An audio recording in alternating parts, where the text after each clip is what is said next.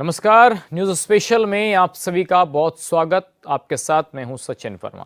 Corona काल में online पढ़ाई के लिए दिया गया मोबाइल अब बच्चों के लिए गंभीर खतरा बन गया है, जो उनकी शारीरिक और मानसिक सेहत को प्रभावित कर रहा है। मौजूदा वक्त ये है कि हमारी और आपकी लापरवाही से बच्चे बिना मोबाइल फोन के खाना तक नहीं खा रहे। लिहाजा ये जरूरी है कि बच्चों से मोबाइल की दूरी अब बहुत जरूरी हो गई है। बदलते भारत में 14 से 16 वर्ष की आयु के 82.2% ग्रामीण बच्चे स्मार्टफोन का उपयोग करना जानते हैं। ग्रामीण क्षेत्रों में लगभग 90% बच्चों के पास घर पर स्मार्टफोन उपलब्ध है और लगभग 31% बच्चों के पास अब अपना खुद का स्मार्टफोन है, जो पिछले साल की तुलना में 19% अधिक है। चिल्ड्रन इन इंडिया 2025 रिपोर्ट के अनुसार इंटरनेट इस्तेमाल करने वाले लगभग 94% बच्चे गेम खेलने के लिए मोबाइल और इंटरनेट का सहारा लेते हैं, जो चिंता का विषय है।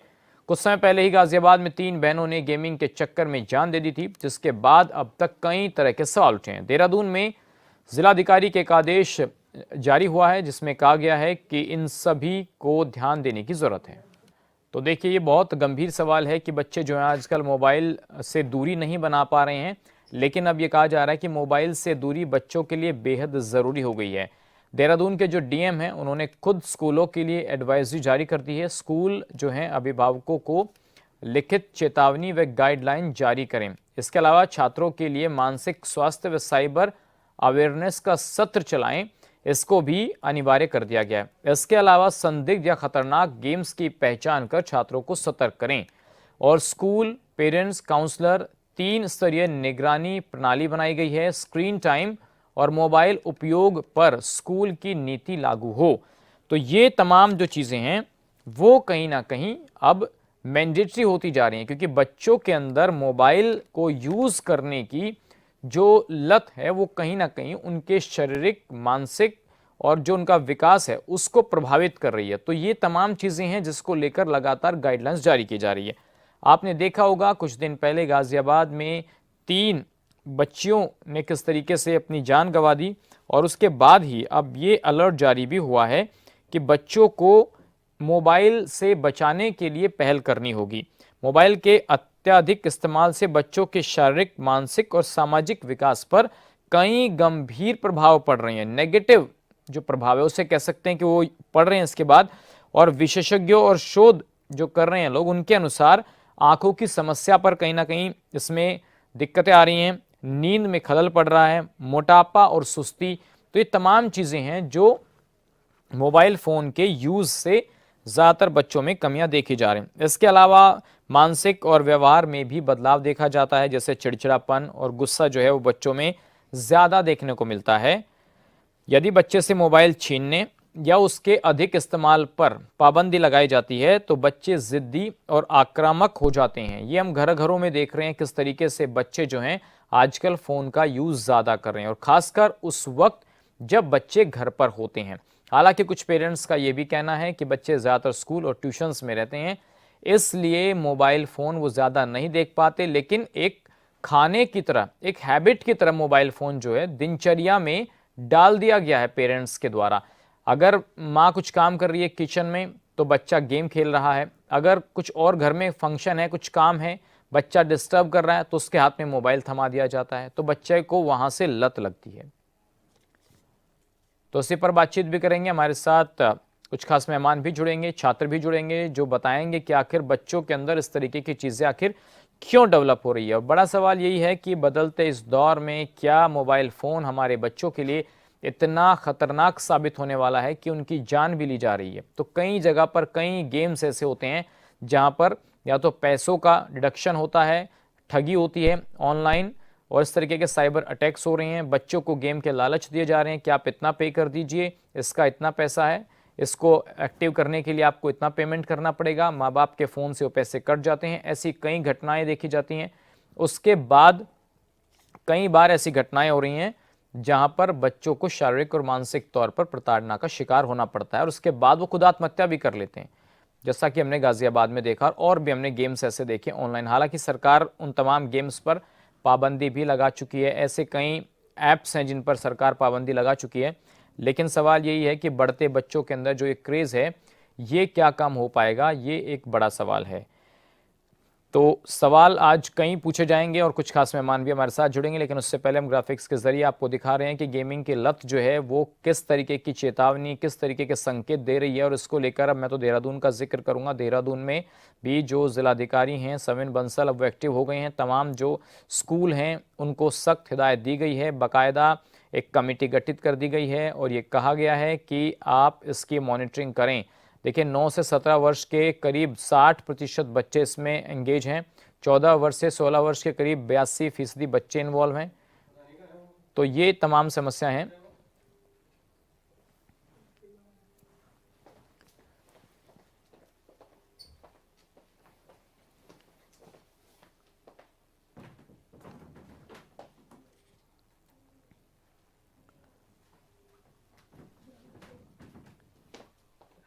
तो बातचीत की शुरुआत भी करेंगे हम, लेकिन उससे पहले ग्राफिक्स के जरिए हम आपको दिखा रहे हैं कि किस तरीके से बच्चों के अभिभावक जो हैं वो जागरूक कर सकते हैं और ऑनलाइन गेम्स को जो बढ़ावा दिया जा रहा है उस पर किस तरीके का असर पड़ रहा है, पढ़ाई पर, मानसिक संतुलन पर। तो ये लगातार शिकायतें भी मिल रही हैं और स्कूल प्रशासन को भी कहीं ना कहीं इस बारे में अवगत कराया जा रहा है कि बच्चे देर रात तक गेम खेलते हैं। और चलिए बातचीत की शुरुआत करेंगे। हमारे साथ कुछ खास मेहमान जुड़ गए हैं। विजय गिरी गोस्वामी जी जुड़ गए हमारे साथ, अध्यक्ष हैं अभिभावक संघ। बहुत स्वागत विजय जी आपका। डॉक्टर पवन शर्मा मनोचिकित्सक हैं, आपका भी बहुत स्वागत पवन शर्मा जी। और हमारे साथ छात्र आशीष गिरी भी जुड़ गए हैं। आशीष आपका भी बहुत स्वागत। तो सबसे पहले विजय जी मैं आपसे शुरुआत करता हूं। बच्चों को लेकर के जो आजकल मोबाइल फ़ोन का इस्तेमाल हर घर में हो गया है, चाहे वो किसी भी स्तर के लोग हों, परिवार हों, सब में बच्चों को फ़ोन देने की कैसा हो गया है कि बच्चे को चुप करना है तो फ़ोन दे दीजिए, रील्स दिखा दीजिए। कैसे देखते हैं आप इस घटनाक्रम को? देखिए, मोबाइल अगर देखें तो ज़रूरी भी है और मजबूरी भी है। जब लॉकडाउन आया तब मेरे ख्याल से बच्चों को हमने पहली बार मोबाइल दिया ऑफिशियली।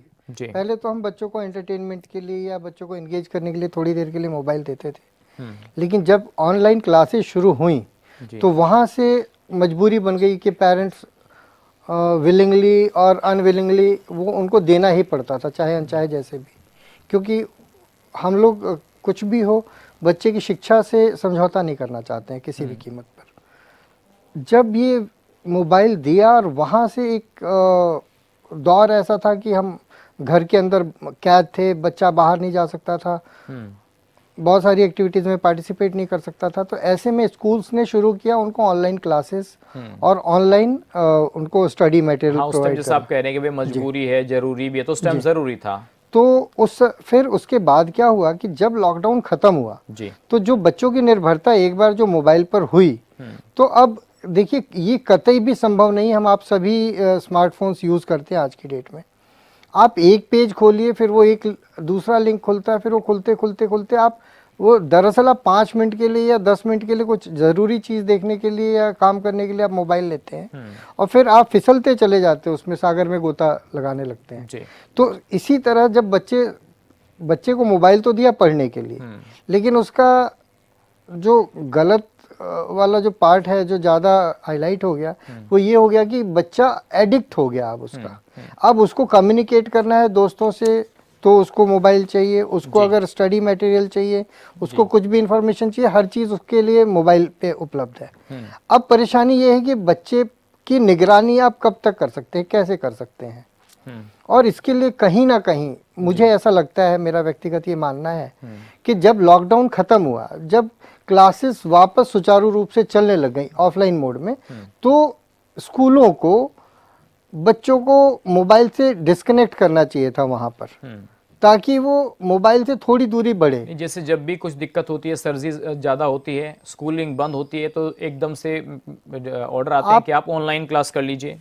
आप एक तरफ तो आपको लग रहा है कि आप बहुत मतलब बच्चे की पढ़ाई के लिए आप बहुत मेहनत कर रहे हैं, लेकिन दरअसल आप बच्चे को पढ़ाई से दूर करते चले जा रहे हैं। अगर वो नहीं है तो आप उसको ऑफलाइन मोड में आप जो भी दीजिए, क्योंकि ये बिल्कुल भी संभव नहीं है किसी भी पेरेंट के लिए कि वो हमेशा बच्चे पे नजर रखे वो क्या बिना कंटेंट मोबाइल देख के रहा है। काम तो चल सकता है ना विजय बिना जी? बिल्कुल बिल्कुल बिल्कुल बिना अब बहुत मोबाइल से के माँ काम बाप को चल हम सकता देखते है। हैं, वो कहते हैं कि नहीं भाई हमारा बच्चा तो पढ़ रहा है, इसका तो सिलेबस आता है, व्हाट्सएप पर मैडम भेज रही है। तो पेरेंट्स रखें ना उस चीज का ध्यान। 10वीं 12वीं तक के बच्चे को फोन दे रहे हैं माँ बाप, और बिगड़ने के लिए भी यही उम्र काफी है बस। ये एक्चुअली अब तो आप सेकंड थर्ड क्लास से देखें कि बच्चे अपने प्रोजेक्ट्स बना रहे हैं। फर्स्ट सेकंड क्लास के बच्चे को भी मैं देखता हूँ कि उसके व्हाट्सएप ग्रुप में आ रहा है। तो सबसे पहले तो अगर इससे बचना है तो सबसे पहले तो विद्यालयों को आगे आना होगा। हमारा जो एजुकेशन सिस्टम है वो टोटली कट ऑफ करे। मैं टेक्नोलॉजी के विरुद्ध नहीं हूँ, लेकिन उनके पास जो पीरियड्स होते हैं उस क्लास के अंदर वो जो भी ऑनलाइन उनको टेक्नोलॉजी आप देना चाहें दें। बच्चे को ये संभव ही नहीं है, क्योंकि आज की डेट में हर किसी के पास अपना एक पर्सनल फोन है। आप शेयर नहीं करना चाहते हैं अपना फोन, या आपका बच्चा भी शेयर नहीं करना चाहता है, और किसी के पास भी जब कोई संसाधन होगा तो चाहे अनचाहे वो उसका इस्तेमाल होगा ही, और वो इस्तेमाल सही हो कि गलत हो ये कोई जज नहीं कर सकता, कोई नहीं बताता। ठीक है, पवन शर्मा जी हमारे साथ हैं, मनोचिकित्सक हैं। पवन जी, जब कोई एडल्ट भी कुछ भी चीज देखता है तो वो ऐसा डूब जाता है जैसे समुद्र में। छोटा सा चीज देखने के लिए फोन उठाएंगे, रेड लाइट पर गाड़ी रुकेगी तो फोन उठा लेंगे, रात में सोने जाएंगे तो फोन उठा लेंगे। जब भी आदमी फ्री है वो फोन में लगा है। 4 आदमी एक बेडरूम में बैठे, चारों फोन में लगे। ये मेंटेलिटी क्यों डेवलप हो रही है? धन्यवाद शशि जी। मैं आपको ये बताना चाहूंगा कि जब भी कभी ऐसा होता है, आज की तारीख में है कि हमारे पास बहुत लोग काम जो कर रहे हैं उनकी स्वयं तक कम हो गई है। अब हम लोग अपने आप में ही ज्यादा व्यस्त रहना चाहते हैं, हम सामाजिक चीजों के साथ काम नहीं कर पा रहे हैं जी। और कोई भी काम कर रहे होते हैं तो हमें ये देखना होता है कि हमारा मनोरंजन कैसे हो पा रहा है। इसलिए हमारे पास जो भी डाटा है आज की तारीख में हम लोग को मोबाइल में अनलिमिटेड डाटा जैसा मिल रहा है। अगर आप देखेंगे तो लोग ये चाहते हैं कि वो पैसा पूरा दे रहे हैं तो डाटा का इस्तेमाल तो करने कम से कम जी। तो वो जितना ज्यादा डाटा यूज करना चाहते हैं वो कर सकते हैं। और इसी का अनुभव लेते हुए जो हमारी कंपनियां हैं आज की तारीख में आप देखेंगे कुछ कंपनी की ये तक स्लोगन है कि हमारा कंप्यूटर आपकी नींद है। यानी रात को 12 बजे तक 1 बजे तक सोते सोते आप कोशिश करते हैं कि डाटा खत्म कर सकें जी। और ये छोटी छोटी चीजें ऐसी मनोरंजक हो जाती हैं। सर डाटा से आगे चले गए पवन जी, बात अब डेटा से आगे इसलिए चली गई, घरों में वाईफाई, जियोफाई, ये तमाम सुविधाएं हैं। अब तो घर जाएंगे तो वहां वाईफाई, ऑफिस में जाएंगे वहां वाईफाई, सर बाहर सिटीज में फ्री वाईफाई, तो वो डेटा वाला सिस्टम भी गया। यकीनन आप बिल्कुल सही कह रहे हैं। इसीलिए हम आपसे कहना चाह रहे हैं कि जो हम लोग अभी आज की तारीख में भौतिक जीवन है उसको छोड़ करके हम लोग हमेशा काल्पनिक जीवन में जाते हैं। और काल्पनिक जीवन में इतना आसान लगता है, इतना अच्छा लगता है क्योंकि वो सारा फैब्रिकेटेड है जी। और उसमें अगर कोई चोट लग रही है, कोई नुकसान हो रहा है तो वो ये समझना चाहिए कि वो हमारे दिमाग पर बिल्कुल वैसा असर करता है जैसे कि वास्तविक दुनिया में हो रहा।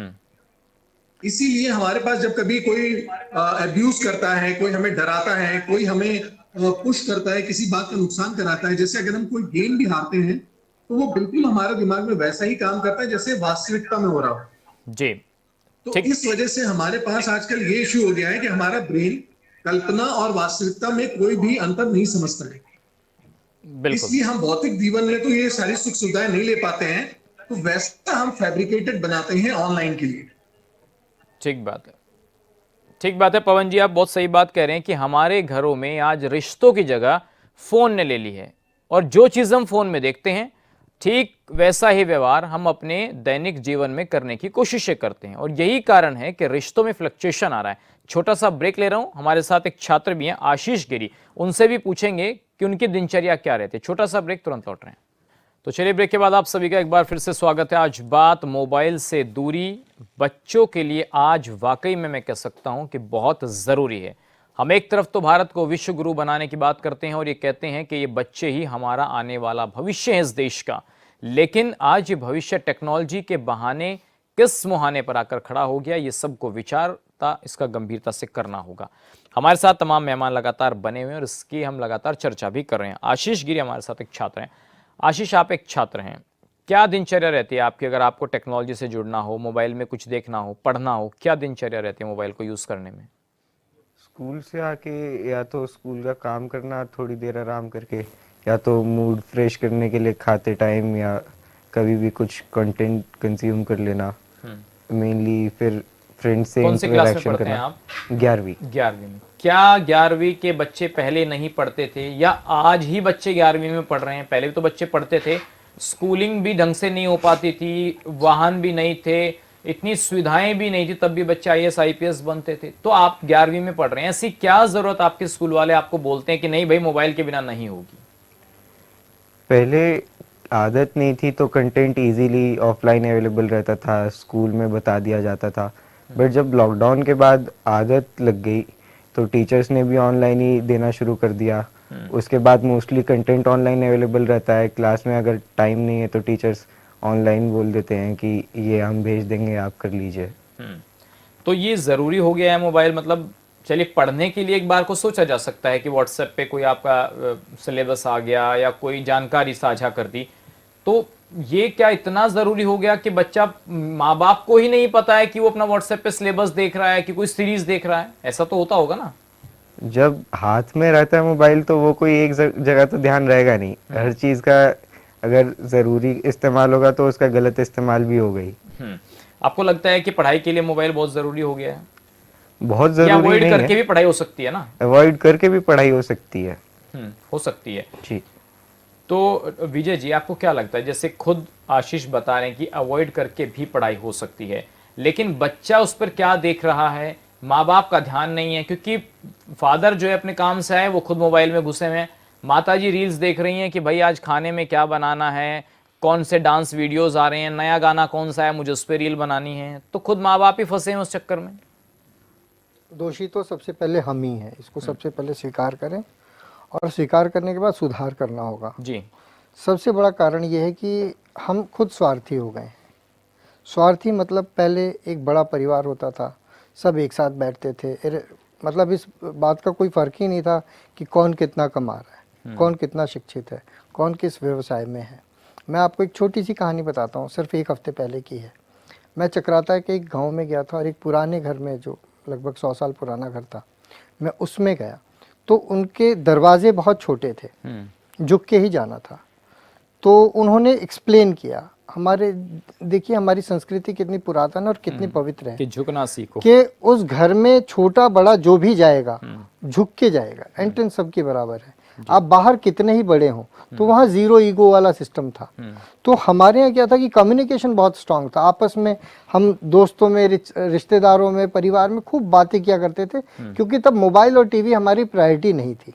आज की डेट में अब तो टीवी बहुत पीछे छूट गया है और टीवी पे ऐसे ऐसे कंटेंट आते हैं जो कहीं ना कहीं हमारे अंदर कुछ ऐसी भावनाएं जो दबी हुई हैं उसको उभारने की कोशिश करते हैं, जो अंततः परिवार को बिखराव की तरफ ले जाता है। जरूरत ये है कि हम सभी वापस, जब एक फैमिली टाइम, वो फैमिली टाइम है, ठीक है, हम मोबाइल्स को दूर रखें, बाहर इंटरनेट की दुनिया से वास्तविक दुनिया में आए, वापस बातें करें और बाहर की बातें बाहर रखें, घर की बातें घर में रखें, ताकि घर, परिवार, संस्कृति, सभ्यता और समाज मजबूत हो। ठीक है। डॉक्टर पवन, आपको क्या लगता है कि एक बच्चा जो अभी जन्मा है, उसकी रील्स, उसकी माता खुद ही उसको ऐसे फ्रंट कैमरे से देख देख करके वीडियो बना रही है, बच्चा भी उसको देख के वॉच कर रहा है, तो बचपन से ही जब हम ये चीजें अपने बच्चों के अंदर डेवलप कर रहे हैं कि देखिए भैया यही है जिंदगी, अब ये रियल ही जिंदगी है, रियल नहीं रहा है कुछ भी। बिल्कुल, बहुत अच्छी बात बोली सचिन जी। मैं आपको क्लियर बता दूं कि जो भी कोई व्यक्ति माँ बाप बनते हैं, उनके लिए सबसे पहली जिम्मेदारी ये होती है कि बच्चा, और बच्चे का मानसिक दिमाग ऐसा होता है जो कि सिर्फ उदाहरण से सीखता है, वो ज्ञान से नहीं सीखता, बोल बोल करके नहीं सीखता है जी। बेहतर होता है कि हम उसके सामने कैसे उदाहरण पेश कर रहे हैं। अगर आज हम अपनी तकनीक को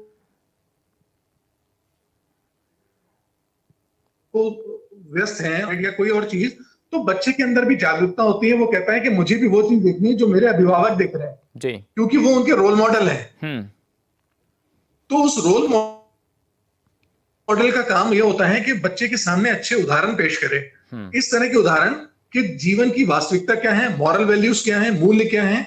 इसी वजह से आज के बच्चों को मूल्य नहीं पता है और किसी भी छोटी छोटी बातों पर या तो वो अपने जीवन का त्याग कर देते हैं या तो वो किसी और के जीवन को लेने में कहीं भी हिचकते नहीं है जी, क्योंकि उनको जीवन के बारे में कोई भी मूल्य पता नहीं है। पवन जी, एक और बड़ा सवाल, आसान सा बात करना चाह रहा हूं कि हम लोग तकनीक में जी पवन जी, एक देखिए, हमने तो महाभारत काल में तकनीक में हम देखा लोग और बहुत सुना आगे बढ़ रहे है हैं। किस तरीके से अभिमन्यु ने चक्रव्यूह जी। भेदने की शिक्षा माता के गर्भ में सीखी, और ये चीज आज माँ बाप को समझनी होगी कि अगर आप उस ऐसी अवस्था में फोन का यूज करेंगे, इस तरीके की सीरीज देखेंगे, तो कंटेंट तो फिर अंदर डेवलप हो रहा है, फिर जब परिस्थितियां आएंगी तो सबको फेस करनी पड़ेंगी।